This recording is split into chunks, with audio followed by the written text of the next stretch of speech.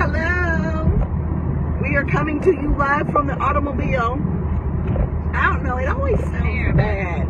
Yeah, I don't have any makeup on, but I'm gonna be cute this weekend. Ain't nobody on yet. We just gonna wait for people to show up. Turn on the air a little bit too, because it's hot as a bitch in here. When you roll these windows up, how y'all doing? Me and Daisy Cakes in the ride. Hey, how you doing?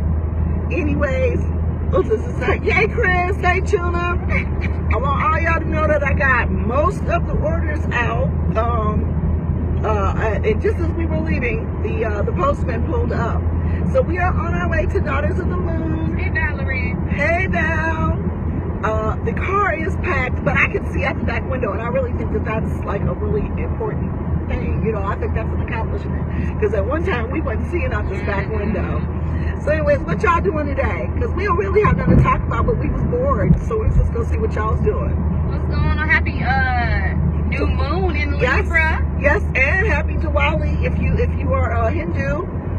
So I don't know what y'all doing for this new moon tonight, but we finna go to my girlfriend Amina's house, and she has an amazing fire pit. So we're gonna get there at like 10. Maybe I'll burn some petitions when we get there. I like to do that. Yeah, the whole fire pit outdoor. Yeah. Okay. Yeah, that was the first time I because I'm black. That was the first time I seen a fire pit. You know, well, you know, I like here, like in country as Ohio, there's a lot of like bonfires and stuff, and I just realized white folks like to set shit on fire. They do. They really like to set for It's a destructive tendency. But is that it? Because we really like to just like keep our shit like not burn up. You know what I'm saying? Yeah. but I do have a fire pit for burning petitions. So definitely. What do you usually do on the new moon? On the new moon, it really depends.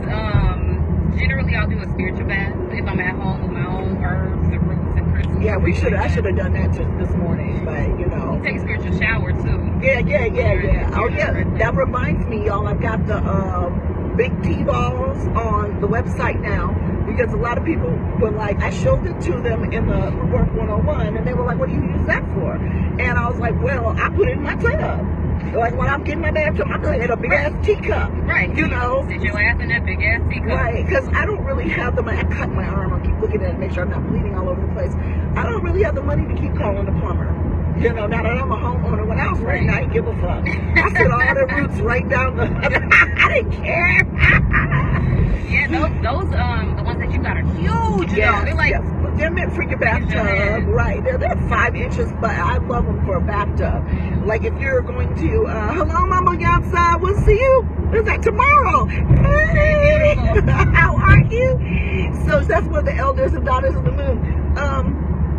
But you can use, if you're taking a spiritual bath, you can also just use a regular tea ball. You know, I get one of those big Bubba cups. You know, those big insulated cups, and I will, boil the water and seep it, and I'll do that like when I'm getting up and having my coffee before I have my shower, and then I'll use that for a pour over. But what's really nice about using those strainers is you got your stuff to take to the crossroads. Right. You don't have to worry about trying to dig nothing up about the bottom of the tub, and it's going to hold some of the water. So you just put it in like another cup, like one of those big soup cups, especially like those, those gigantic soup cups that people use, and then just go take it to the crossroads. And see, I'm ignorant because we can't live in a suburb, and there's not a lot of crossroads. 4-way anyway, a lot of Hecate crossroads, a 3-way, but I'm on a 4-way crossroad. So most of our 4-way crossroads are literally in major intersections. Like out there on Broad Street or out there on Main Street. I don't care. Me neither. I will I'll take it right there before the 83rd and Western. And as I'm driving, I'm going to screw off this top, and I'm tossing it. I'm tossing it out the window, and no, I ain't looking back. You know, but it's stuff that's not going to damage the environment. Right. You know, you don't want people putting their glass from their vigil candles out the crossroads and shit. No, that messes up people's tires, people. You can make some accommodations for the environment, but yeah, no. Yeah. Hey, Camilla. Hey, boo. How you doing? So, so it's beautiful out here. And of course, I'm trying to make tracks because we coming through West Virginia and we ain't white. Is that where we are right now? We are approaching West Virginia if we're not there. I never been through West Virginia. You know, you come in and out of it fairly quickly. It's really weird because you get to Maryland fairly quick. It's like you weave in and out of these states as you're driving through. Pennsylvania is going to be the longest part of this adventure. Well, I do believe so. It's 70 all the way through. I've gotten to the point because, you know, I've driven in New York City like 3 times this year. I don't even pay attention no more. So I'm like, I don't even know where I am. Do I see like Subway? Can I get off and get some dinner or something like that? And you know, can I see? That's the holy two most. And when I get there, I wait till she says, you know, you have reached your destination. And then you're there. So I spend a lot of time when I'm in the car. Yeah, you know we are going to have a great time. Christopher, you should drive out and be my date for the ball. You know, I haven't seen you. You remember Chris? Shoot his shot. Yes. Why don't you get in the car? Who's Chris? You met him when he came to the house. He came to the house. Oh yes. I need a date. I apologize. I remember you. I need a date for the ball, and you see my outfit. I haven't seen your outfit, but we are both clowning. I am going as a hoe.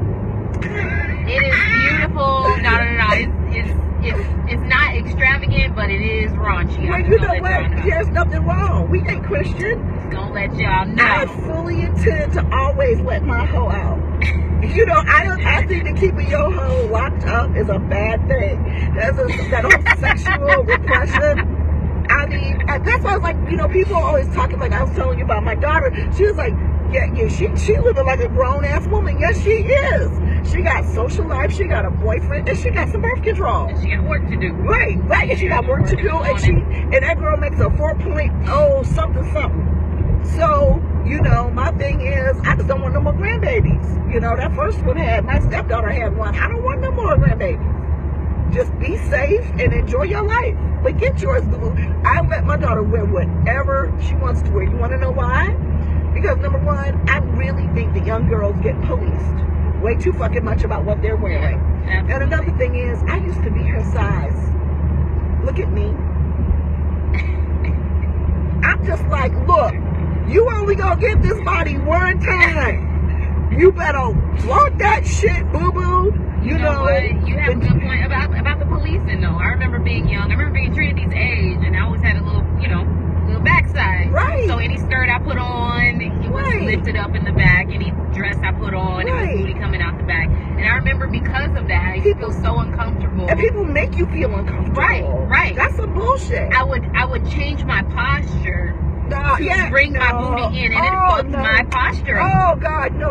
It was the worst thing that I could ever do to my body. Horrible. And I realized that the only reason I was doing that was to other people to fit into patriarchal society. I had a booty, I had a shape, and I wanted to dress like a hoe, but my family was all uber Christian and shit, so I couldn't. But as soon as I got to college, I was winning mini skirt contests. And then I fucked around and gained that freshman 25, not the freshman 15, the freshman 25. I gained a lot of fucking weight in college. Got thick? Yo, thick. Shit, I got this big and never went back.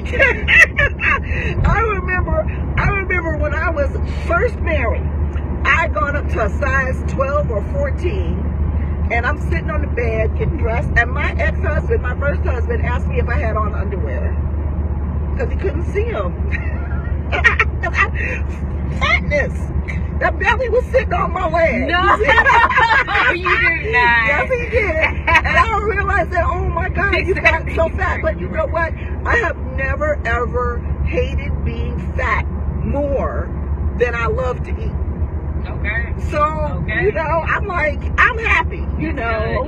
I know I'm cute. And that's a whole other thing. People hating being fat, hating themselves just because they're fat. Right. That's cells wrong. in their body. Yeah, that's really fucked up. Yeah, because sometimes you can't help who you are or how you're built. But you can always, I'm going to talk about you. See, I'm petty. I'm going to talk about you if you don't know how to dress. I'm going to talk about you if you are just not wearing things that make you look good. Now, I ain't going to talk about what's appropriate because that's bullshit. I don't believe that big girls should walk around in muumuus. You know, I don't believe that a big girl cannot wear a mini skirt. I will wear a short ass skirt. I will wear whatever I think I look cute in. And other people may not agree that I look cute. Right. And fuck everybody else. Definitely. Pretty much. Yeah, and there's movements happening that fuck everybody else movements. Exactly. And I'm so, because like fat shaming, like remember some of the stuff that we used to like when we were kids, like I love Weird Al Yankovic. Okay, love him. But he could not do I'm fat. He could not do that video now. You think about that. When we're talking about fat shaming. Oh, it's a play on Michael Jackson's Bad. Oh, it was hilarious when we were kids. Oh no, that was Eat It and Bad and fat. This guy. And he's awesome. He's a genius. I love him. I love Amish Paradise, and I don't feel bad about it because they're not supposed to be watching TV anyway, so they don't know we're talking about him. So that's my favorite Stevie Wonder song is Ghetto Paradise. So I love Amish Paradise. But the bottom line is he couldn't make that song now. And I'm kind of glad he can't. Because when I think about all the people who were big, I wasn't big in high school. I got big after I got married. But when I think about that, I'm just like, that's really fucked up, you know? Super fucked up.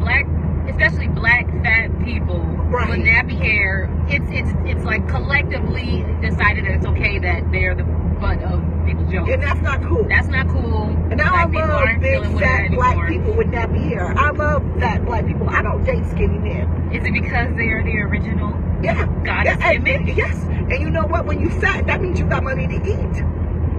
You know what I'm saying? So that's what it is. A Polynesian culture, you better be big. And a Polynesian man. And them men from New Zealand, them hookah men, them haka men. Look, I can't mess with no skinny ass. Leave them there. Ooh, I ain't gonna mess with no skinny ass man. No, I'm not.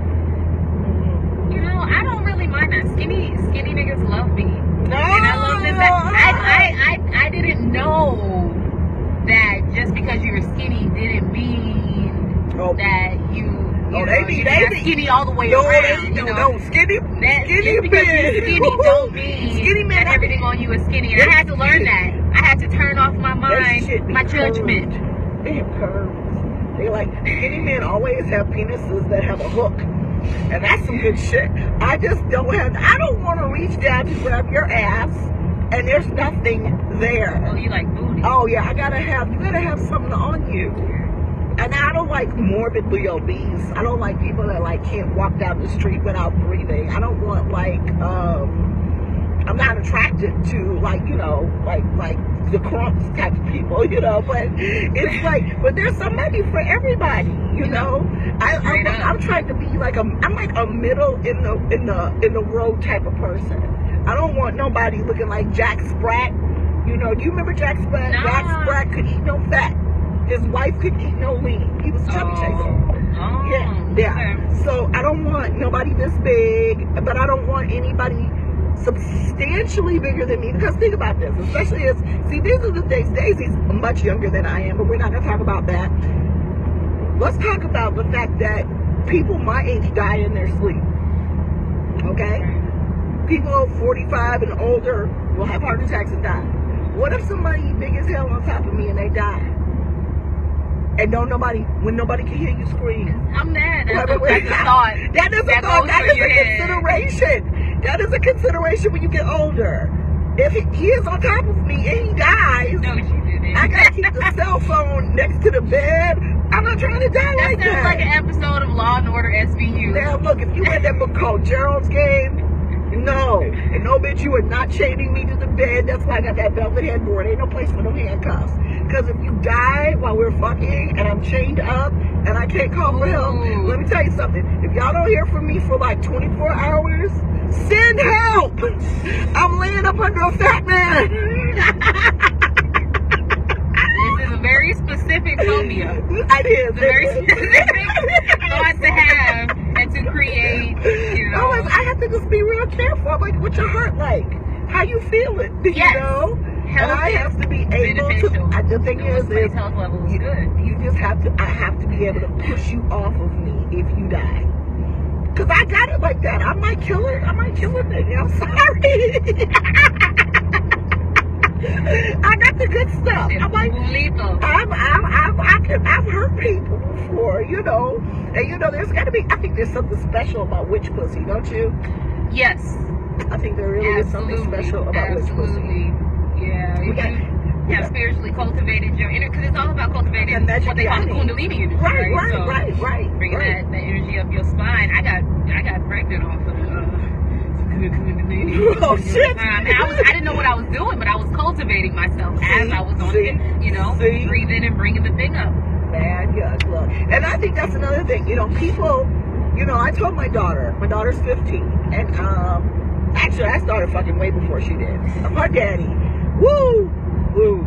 her daddy was so good that he could come back 15 years later after we broke up, hit it again, and get me pregnant. Okay, all right. Now let me tell you something. Is that what happened? Is that Trinity? Yes, that's Trinity's dad. Let me tell you, Trinity is my third child. That's one of the reasons why her name is Trinity. At the time, I was a Christian, and God was like, I just named her after me. And I didn't know, I should have named her some other guy, but, I didn't know who I was talking to. And when I was 15 and 16, I had abortions because my mama was the type of person, she'll tell you, I'll throw you down the stairs. Fuck around, get pregnant in my house. But then when she found out what I did, when I finally kept a baby, she was like so hurt. So, yeah. When you kept Trinity? No, that I didn't keep the others. And I told her, I'm like, don't tell your kids stuff like that.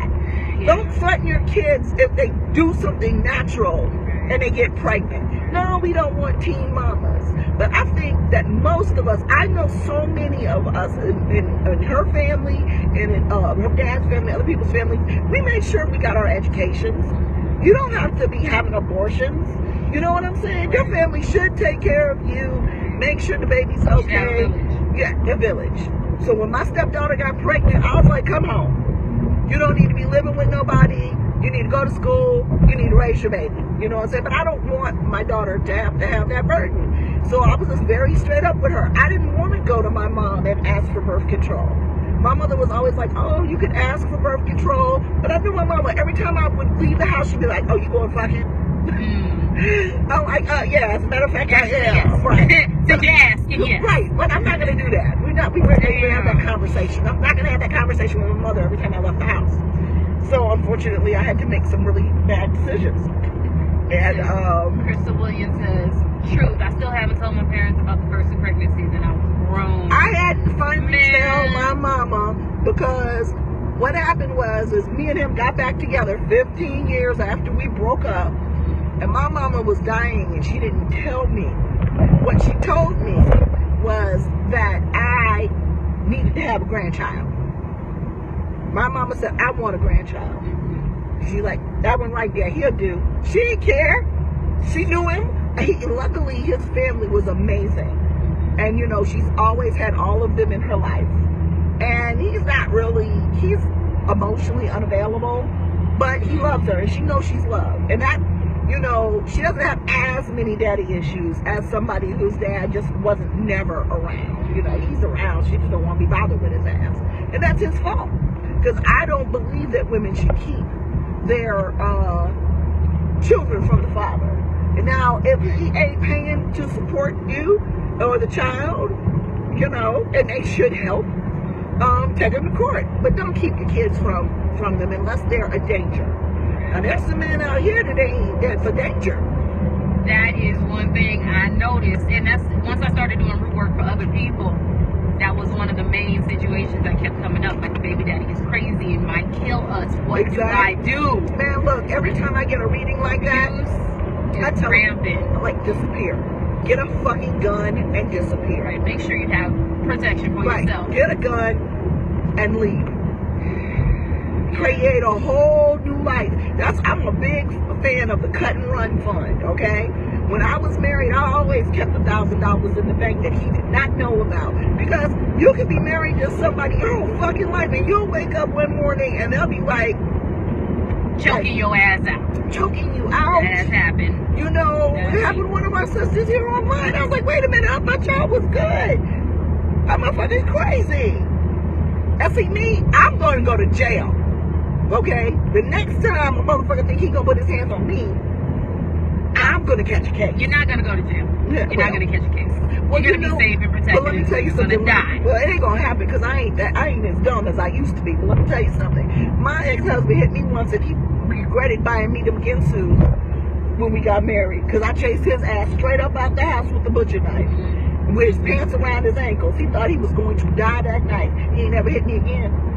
How about that?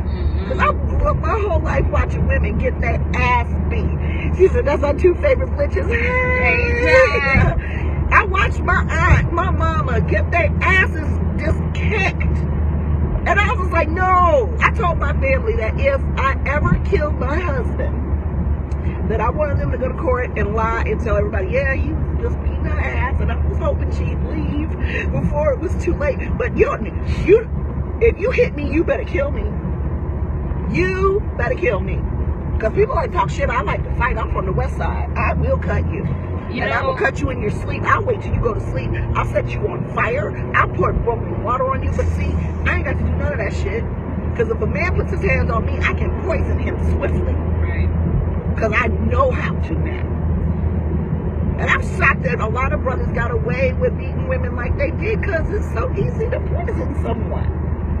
How does that happen? I mean, it's probably one of the same reasons why socioeconomic people issues weren't always poisoning the slave masters. Sometimes it's a psychological issue that prohibits you from killing or hurting or harming somebody. You know what they call that bullshit? Your patriarch or your protector or your They call that shit Christianity. That's why. I blame Christianity. I've seen more abuse under the name of Christianity than I've ever seen in anything. Human history has seen more abuse. We're devil worshippers. Under the eyes of Christianity. Right. We're devil worshippers. Hello. Yes. I love when she comes to see me. I'm going to take my ass to LA next time. I owe her a visit. But I tell you, I'm just not going out like that. Anytime somebody put their hands on you, that is when you can put your hands on them. And I don't think that women should be hitting men either. There are a lot of abused men out here. Yeah, that's true. Or if you're in a same-sex relationship. I thought I was going to have to go to Atlanta and kill a motherfucker a couple of years ago, fucking with my cousin. Some dude he was with that he had to run away from. There's no reason for somebody to put their hands on you. Right. So I'll take you out. So yeah, and that's what I'm trying. I just want to send a message at this point in my life, at this point in human history, this point in conjure, hoodoo work. If you are abusing a woman, or if you are a woman that is abusing a man, you're going to get fucked up. You deserve it. If you're being abused, you know that you can protect yourself in any way, shape, or form, especially if you want to do some work for somebody. What I'm seeing is that by any and all means necessary, please remove yourself from the situation and have somebody handle that nigga or that bitch. They gotta go. Nobody should be putting their hands on you. And see me, because I'm such a heathen, I would prefer to go and fuck somebody up than do work on them if they're doing that. I would love to ride out with somebody and give a motherfucker a blanket party, sneak up on them in a dark alley. They would never put their hands on nobody else. That's how I had my daughter and her friends take care of a bully once. And it was funny because they were all in first grade, kindergarten, whatever, and this girl was in second grade, and she was a hot ass mess. And she was messing with them at their after school program. And she was really hood. And I'm like, okay, but you act like you ain't hood either. I know we tried to give you a good upbringing, but I'm going to need y'all to go. We buy you big ass winter coats. So I said the next time she's up on, they had a stage in an auditorium, I want y'all to take her back in those wings. I want you to cover her face with the coat. I want her not to see who is whooping her ass. Because you can't tell on nobody if you can't see them. I was like, beat the fuck. And it was funny because two of the girls, their daddy was a cop. And he was looking at me like, are you really telling them to do this? I'm like, yes. Because this girl is individually picking on these kids. And she hit one of the little girls in the stomach. I'm like, y'all supposed to be like sisters. Y'all supposed to ride 3 deep. Beat her motherfucking ass. That's the way you stop a bully. Sometimes you got to get down to a motherfucking level and let them know who the fuck they dealing with. That is true. That's true. So, it's like my daughter, I would feel sorry for the person whose ass she got to whoop next time. Because she's strong. She'll fuck somebody up. But that was a hard thing, I had everybody helping me pick her homecoming dress out. We were putting up all the pictures of some of the dresses. Woo, girl, some of them dresses. She was so mad because, she looked so good. But you were like, honey, That's a 25-year-old dress, unfortunately, because that's a club dress. That's a CIT dress, because they're going to put your ass out of homecoming, and then I'm going to have to come and get you. And even the dress that she had on was beautiful and tasteful. Oh, girl. But her therapist was like, you look 20 years old. That's what she told me yesterday. I was like, yeah, you look 20 years old. That's all right, girlfriend. She's like, one time I like to tell her to let her go do things that a lot of kids sneak around and do and can get in a lot of trouble doing. Like, she wanted to go to a club. Well, she didn't want to. My stepdaughter thought it was a great idea to take her to a bar or some type of club or something. You know how they are in the Columbus. They probably ain't even carding nobody. So they went out, and she got to go out, and she was with her big sister, and, you know, she didn't have any problems, and they went and hung out and had a good time, you know, because I don't want you trying to sneak into no establishments and get yourself in trouble or get arrested and stuff like that. Right. Go someplace where you know that you'll be able to get in, have a good time, and whatever. And my child doesn't have any substance problems. She don't, you know, she is like Safi from Absolutely Fabulous. She don't drink, she don't smoke, but she has been exposed to all of it. And, you know, she's tried to have something to drink, but we come from a family of alcoholics. She can't get drunk. You know how much she would have to consume to be drunk? A lot, and it would be funny. She was born pickled, I'm sure. I'm from generations before. I don't drink either, because it takes a lot for me to get drunk, and I just don't want to be hungover. I smoke. I don't drink. It takes a lot for me to get drunk too, but I do drink. You know, it depends on, because I was drinking last night because that sangria was hitting me. Yep. That was some good shit right there. That Colorado. Yeah, man. So I will drink on occasion. But yeah, you know, it's like these people, the people are always with kids, especially like you said, trying to make them ashamed of how they look, their bodies, their natural sexuality. Yeah. What I try to tell my daughter about that, because sex is a spiritual thing, is I was like, look, you know what? You want to make sure that you like the person that you're having sex with. I would prefer that you love the person, but let's not make the mistake. Don't be like these little girls out here. Don't confuse sex with love. Horse and buggy? Yes, we're in Amish country. Y'all, there's a horse and buggy. We're in Amish country. Walking across the damn freeway overpass. I was not ready. This Amish country. We about to hit Pennsylvania in a minute. Yeah, you're going to see some shit out here. I love living out here because you see all things. I can take you to the hood and get you some shit, some ribs and some fried fish, and then we can ride about an hour out and see some folks on a horse and buggy and shit. That's some good shit. Quaker City, look. About to pull up in Quaker City. All right, I'm telling you, I don't know our route and our path, but I have a tendency when I come across a burial ground to have some spiritual experience. Yeah. So if there's you never know what you're gonna come up with. We're gonna come to Negro Mountain. What is Negro Mountain? Okay, Negro Mountain is a place, and then they renamed it, but it was called Negro Mountain. It might have even been Nigger Mountain at one time. I don't remember, but it was Negro Mountain for a very long time, and then they renamed it. What happened was there was some type of war, skirmish, or something that happened, and this man was with his master. And he was a very, very tall slave, and I guess he'd been a warrior when he was in Africa. He was like, you know, a John Henry type of archetype.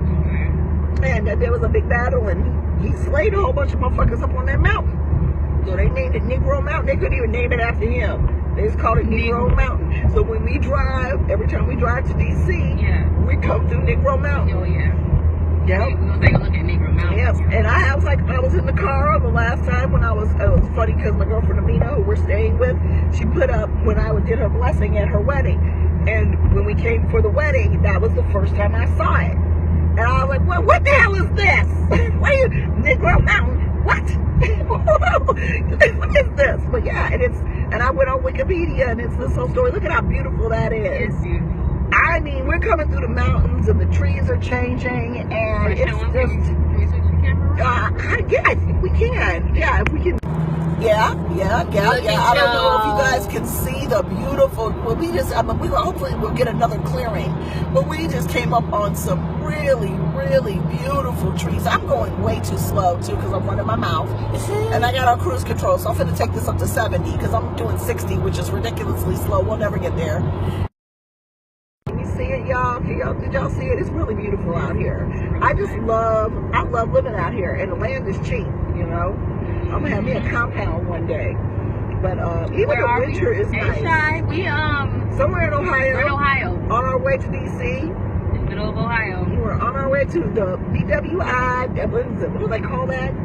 The DMV area. DC, Maryland, Virginia. Is that what the V is? Yes, okay. Virginia. We're heading to the DMV. So that's where we're on the way to. We just figured we would, talk to y'all for a minute. Now, I'm probably going to, why are you blinkering? Why are you braking? I hate you people. There's a truck out in I see. They're just killing me. They're killing me slowly.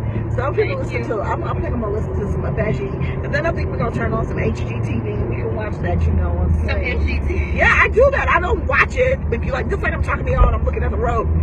But you can look. And I pass the time watching TV on my phone while I drive. Well, listening really, because I'm not watching. Like I'll listen to Fixer Upper, and then I'll look at the house when they finish it. You know what I've been listening to lately on audiobook because I'm a nerd? What? I listened to the whole Mules and Men. You did? By Zora Neale Hurston. Who read it? Ruby motherfucking D. We should listen to that today. Since then, do you have Audible? Ruby D talks to me in my head. Oh, I love Ruby D. I do. I have the book on Audible. Yes. Okay. I have the app. I gotta download it. Okay. To one of these pit stops. Okay. Listen, yeah, you gotta pee. Yeah, I'm kind of hungry too. But I'm gonna get the itis.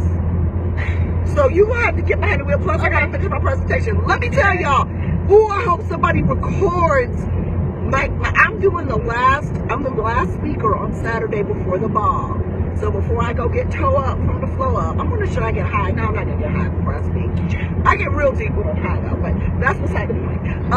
Let me tell you something. My speech at the convention is about how Christian guilt has no place in your practice. The more I research, the more I write about this, the more I look at this stuff. I'm about to get into ISIS papers. There's a sister who sent me the ISIS papers. I think it was Amber. One of the sisters sent me the ISIS papers. Now I can't remember. Woo, there's a whole chapter of Christianity. I'm going to break. After we stop and get us some food, I'm going to break that bitch right open because I'm reading these other things, okay? Even the Old Testament, I knew part of it was the Torah, but some of this stuff comes from Greece, which then came from Egypt. Y'all, you've been lied to. It out. Christianity is no different than any other New Age religion because our religions are so much older.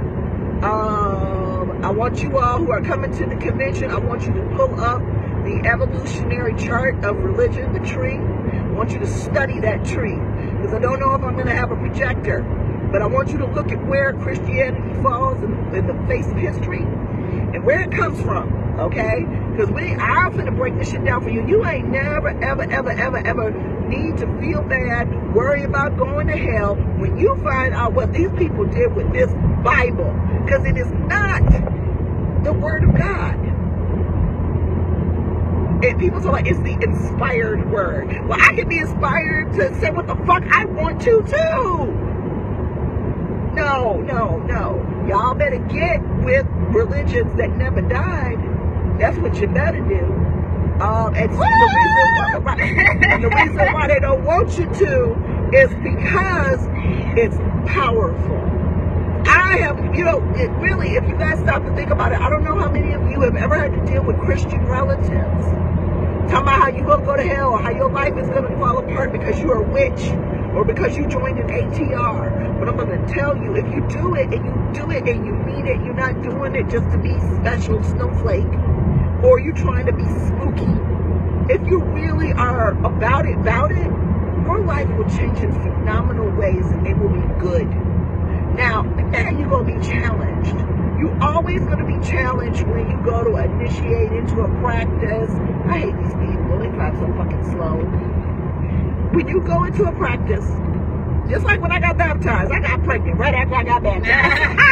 I was in my 30s. I got baptized at 4 years old. I didn't have a choice. I got baptized. Wanted to be baptized at 3, and she knew. She knew she wanted to. She knew what she was doing. Now she's just agnostic. She believes in the Creator, but she's not on the Christian tip. Which, in my house, and that's her rule. And you can't be an atheist. for her to be your friend and date somebody, like, you gotta believe in something. That's what's up. Yeah. And her boyfriend's always trying to get her to convert back to Christianity. And I'm like, wait a minute, he been talking about Jesus when y'all be fucking. I'm like, does he realize what we're talking about here? You know, you can't tell me Jesus in one hand and grab me in the booty with the other. You can't. So just stop. Stop. You can't. I never heard that before. But I'm just saying, you know, he loves Jesus. And you know what? I love Jesus too. I don't think that Jesus is fake. I think that there are other spiritual traditions and texts that acknowledge the existence of this Jesus. Okay? But what I don't believe is that he is my savior. I don't believe that I'm going to go to hell. The only one. Because, right. He may be a savior for some other people. He's not mine. I'm not saying that Yahweh is not a God. Yahweh is just a young God. There's many gods that came before him. Well, here's my thing with it is, if you do not see yourself as the result of an original sin, then there is no need for a savior. Thank you. So I don't believe that is exactly the opposite of what is taught throughout the diaspora and at home about ourselves from the perspective of our tradition and our deities. We are not saying we're not dirty, no. Born into sin, needing to be clean, spend our whole life atoning for being born. Right. You didn't even do shit wrong. But what did I do though? Right. Besides be a manifestation of creation, which in African traditional religions is holy. Yeah. Sex is holy. Or babies are holy. Sacred is a better word. You know, like I said, if my daughter got pregnant, we'd figure it out. If she wanted the right to choose and that's something she wanted to do, I wouldn't make her feel bad about it. But at the same time, that's not what I would desire for her, because there's a reason for the child to be here. See, she's here because my kids, or she might be all three of them, kept trying to come through. That's why she's Trinity. That's why she's Trinity. She's my three. Oh, horses. Yeah, we got horses and black Angus, you name it. Wild horses? No, maybe. No, probably not. Beautiful. I don't know. They just hanging. They just chilling. This is why I live here. Look at those trees. You know, the thing is, it's like we're trying to make big, beautiful black people. You know, we want them to be larger than life.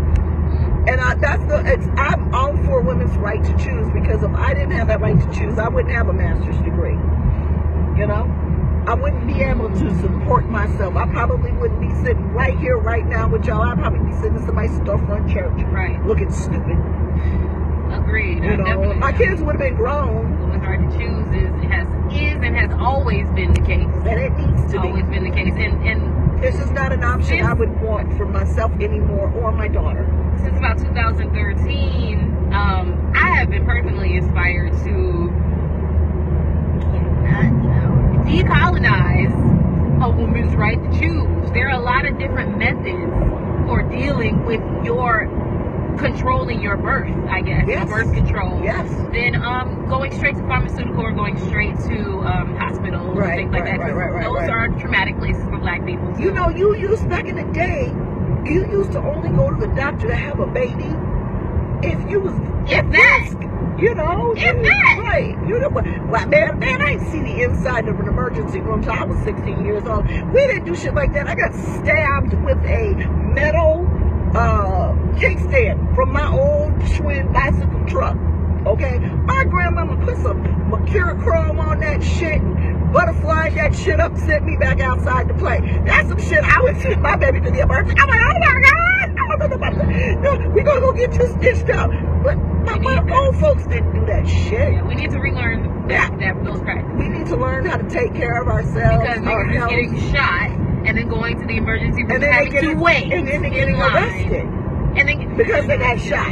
So even if you tell a motherfucker you don't know how you got shot, they're gonna try to put you in jail because you got shot. The fuck, man, I got shot. So and you know, that's the beauty about being a root worker. Because back then, that was your doctor. Not only were you throwing things on and oil lamps and making magic. I mean, you were the doctor. Yep. You know how to patch shit up. You know how to cure tumors. You know how to suture niggas. And you know how to lay hands on somebody and take that shit right up out of them. You know, and that's people like, you know, I think unfortunately we've had too many faith healers that are not real, that people have really like don't believe in that shit. But I've seen that shit happen. My cousin whole ass had childhood arthritis to the point where she couldn't walk.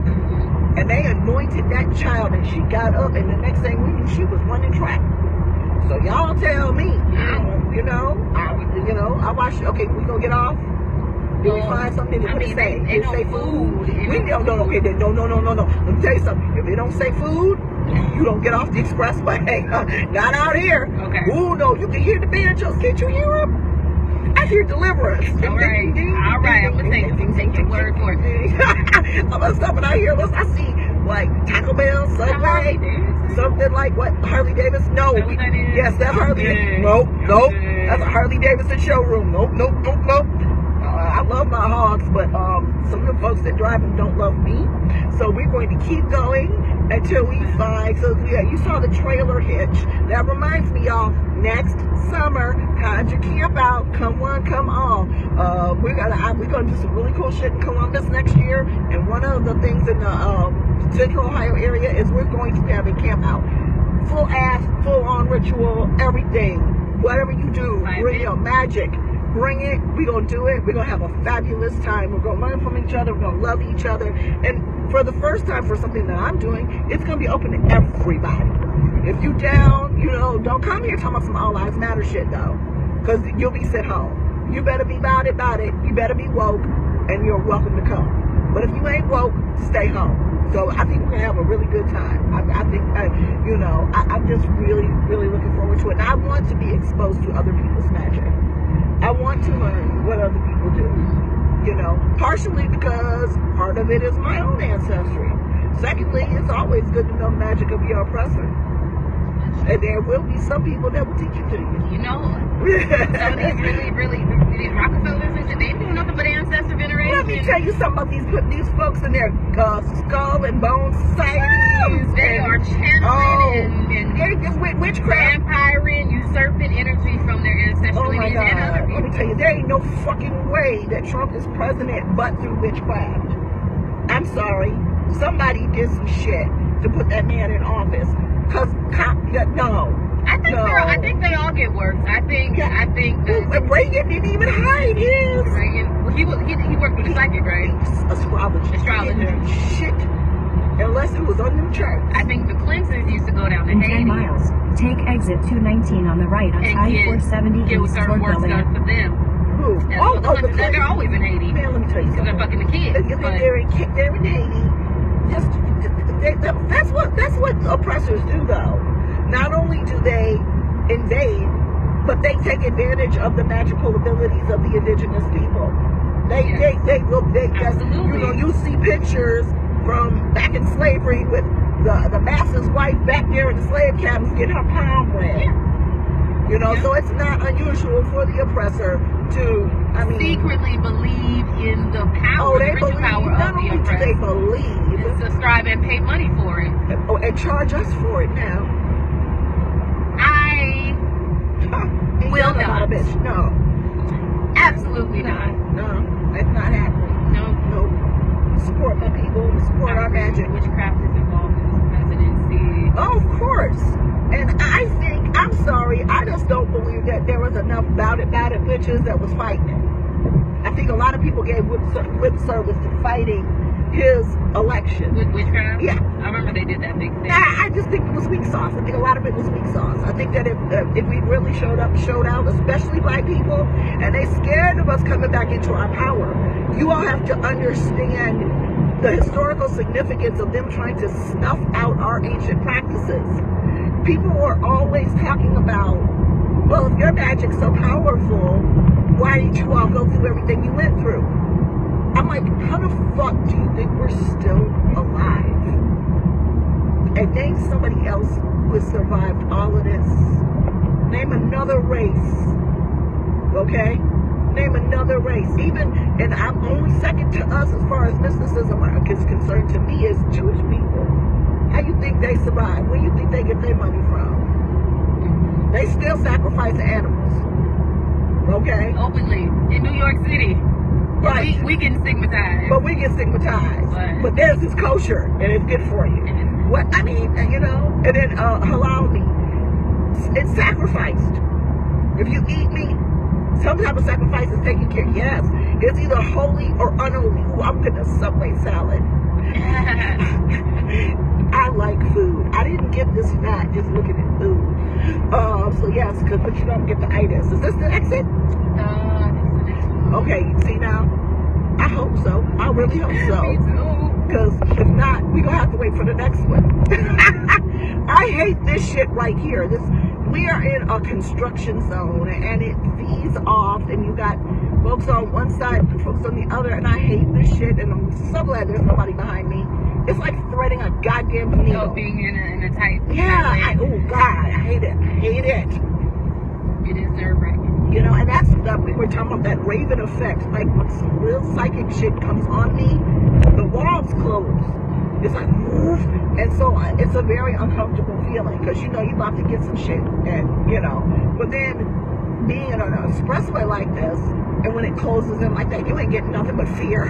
It's like, ah. So yeah, I hope we didn't miss the exit for the food. I don't know. No, I don't think we did. I didn't see any of the signs on that. Right. So hopefully it'll come up because I'm feeling some Subway. I'm feeling a seafood salad. Yes. I'm probably one of the only people. I'm so ignorant. I go to the aquarium and get hungry. They ain't got no catfish in the aquarium. Yeah, but they be having crab. Oh, the dock. Oh, we got to go to the I was wharf. knowing somebody was going to start talking about that seafood. I'm going to the dock Sunday for lunch after the closing. I'm heading straight to DC, and I'm getting a whole bunch of crab legs, and I'm gonna eat like a pig, and then I'm gonna go get on the airplane for Chicago. Okay, that's Burger King. I hope there's something else there. I really do. If I have a Whopper, I'm gonna be swallowing my tongue if I have a Whopper. What you I'm so tired because that makes me really sleepy. Yeah, but I'm hungry. I get over for Junior.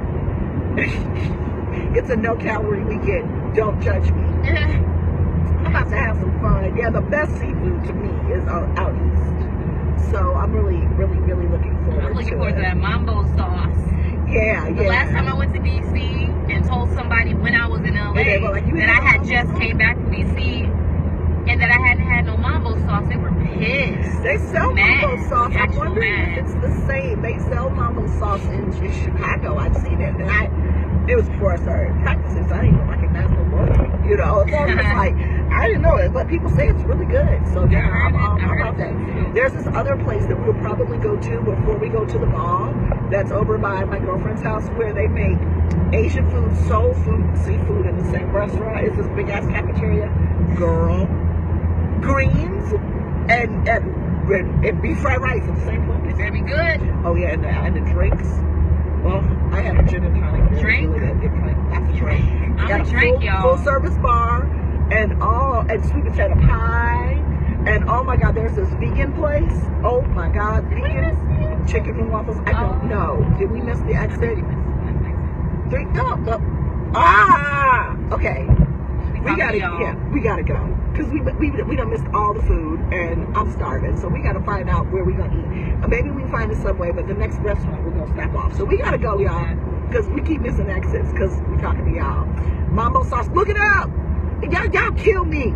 Google it. It's a popular sauce that everybody from DC knows and uses. But I'm just saying, it always amazes me. Never heard of it before then. It always amazes me when people ask questions in Facebook Live because it's as quickly as it took for you to write what it is. What is it? You could like literally write that in Google and That's find how out. it is in the groups. Right. It's like, why would you ask that? Go look it up.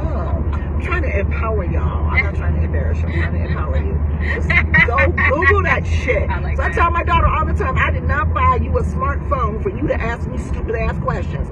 I don't think we're about to hit the mother load of something. There's all these red ends and stuff like that. There's gotta be food by a hotel. So yeah. So anyways, we're gonna go. I'm driving way too slow too. I'm at 65. I should be doing 80. That's what I do when I'm 65. I do about 80. but obviously I'm running my mouth. So okay. Anyways, bye y'all. Love you. Love you. We'll talk to you when we get to DC. Holla.